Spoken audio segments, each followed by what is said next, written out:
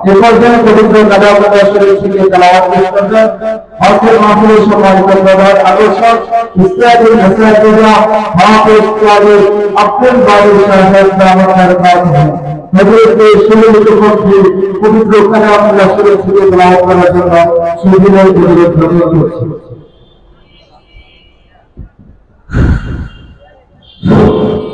আসসালামু আলাইকুম ওয়া রাহমাতুল্লাহি ওয়া বারাকাতুহু।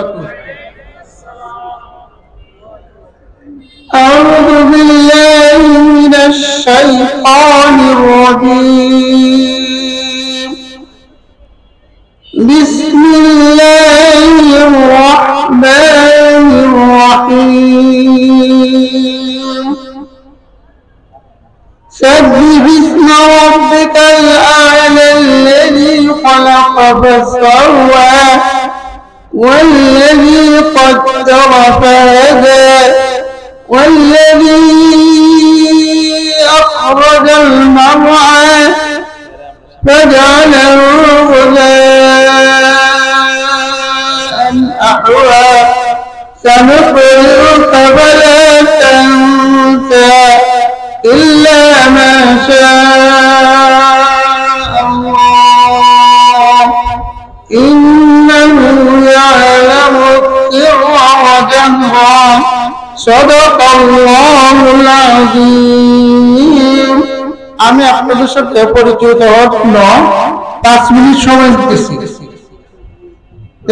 আজকে যে ছেলেটা এখানে মাদ্রাসা প্রতিষ্ঠিত করছে এই ছেলেরা আমারই বাচ্চারা আমারই ছাত্র, আমার কাছে পড়াশোনা করছে, এর বাবা নাই, এতিম মানুষ।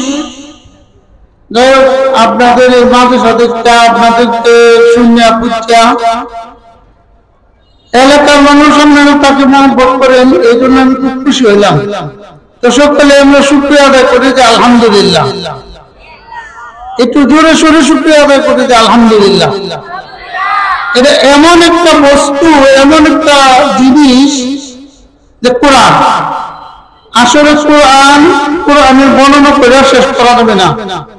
এমন একটা গুরুত্বপূর্ণ জিনিস, এই কোরআনকে মহব্বত করবেন, মহব্বতে কোরআন, আজমতে কোরআন, আমেলে কোরআন, তেলাওয়াতে কোরআন।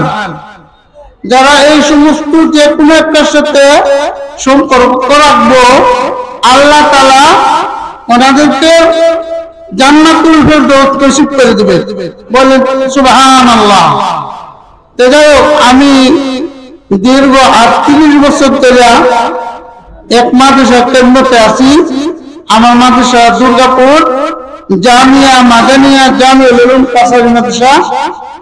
তো আমার এখানে অনেক এতিম ছেলেপেলে আছে, দোয়া করবেন যাতে মওত পর্যন্ত আল্লাহ তাআলা আমাকে লাগায় রাখে।